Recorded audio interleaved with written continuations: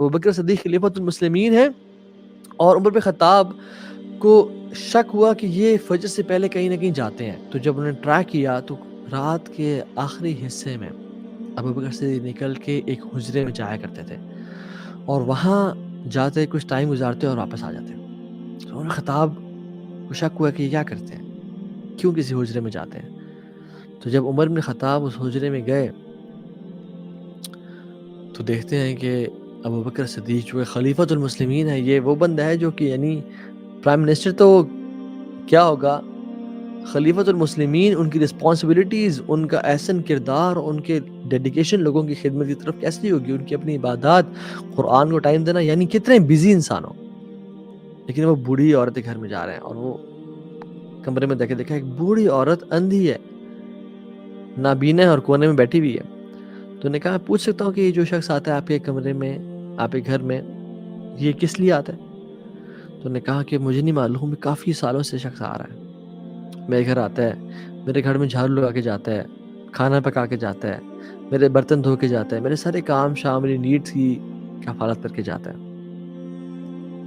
تو عمر بن خطاب جب یہ سارا کچھ جاننے کے بعد اپنے آپ کو کہتے ہیں بخن بخن یا عمر، کہ عمر افسوس ہو تم پہ.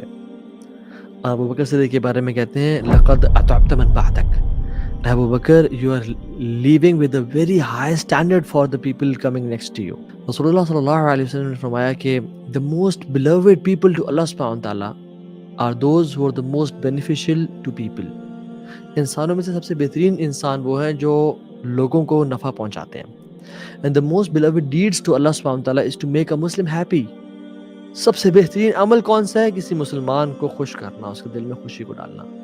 Or to remove one of his troubles, or to forgive his debt, اس کی مصیبتوں کو دور کرنا، اس کا قرض معاف کر دینا.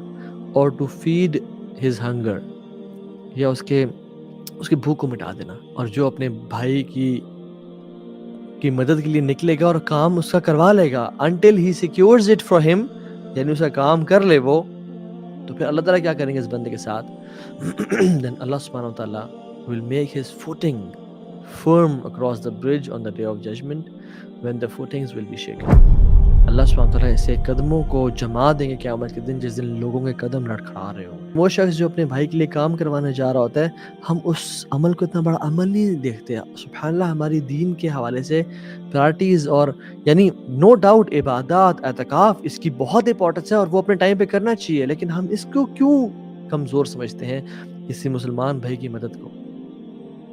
رسول اللہ صلی اللہ علیہ وسلم صحابہ کے دل میں اور ہم سب کے دل میں ایک برننگ ڈیزائر کو پیدا کرنا چاہ رہے ہیں ٹو ہیلپ ادرس، اور یہ ہمیں بتانا چاہ رہے ہیں کہ you should be knocking the doors of others, not for asking for help, rather to help others، کہ آپ بتائیں، آپ کو کوئی مدد چاہیے تو بتائیں، میں آپ کی خدمت کروں گا، میں آپ کی مدد کروں گا. یاد رکھیں، آپ لوگوں کی مدد کریں گے تو اللہ آپ کی مدد میں لگ جائے گا. اللہ will help you in your life if you will help people.